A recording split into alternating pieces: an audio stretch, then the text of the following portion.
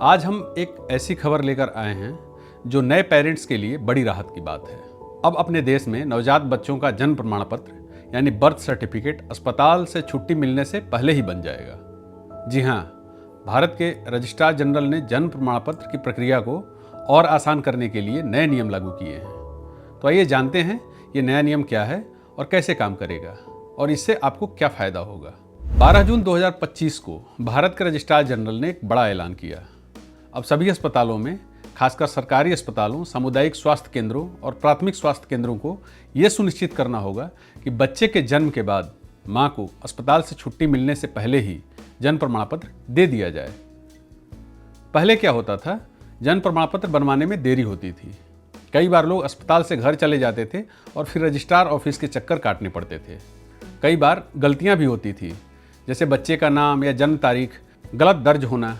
इन समस्याओं को देखते हुए सरकार ने जन्म और मृत्यु रजिस्ट्रेशन अधिनियम 1969 में बदलाव किए हैं। 2023 में इस कानून को संशोधित किया गया। अब नए निर्देशों के तहत बच्चे के जन्म का रजिस्ट्रेशन होते ही रजिस्ट्रार को 7 दिनों के अंदर जन्म प्रमाण पत्र जारी करना होगा।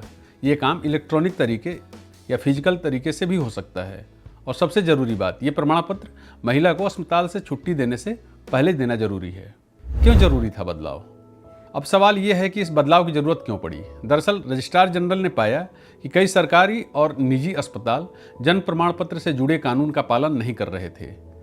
एक नोटिस में बताया गया कि करीब 10% जन्म पंजीकृत ही नहीं हो रहे थे। इसके अलावा अस्पतालों को 21 दिनों के अंदर जन्म और मृत्यु का डाटा शेयर करना होता था, लेकिन इसमें भी देरी होती थी। इन समस्याओं को दूर करने के लिए सरकार ने न सिर्फ कानून में बदलाव किया, बल्कि एक नया केंद्रीय CRS पोर्टल भी शुरू किया।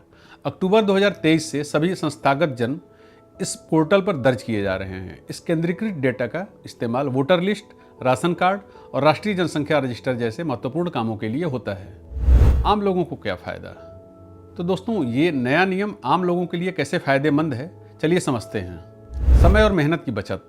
अब आपको जन्म प्रमाण पत्र के लिए रजिस्ट्रार ऑफिस के चक्कर नहीं काटने पड़ेंगे, अस्पताल में ही ये काम हो जाएगा। गलतियों में कमी। तुरंत रजिस्ट्रेशन से बच्चे का नाम, जन्म तारीख या दूसरी जानकारी में गलती होने की संभावना कम होगी।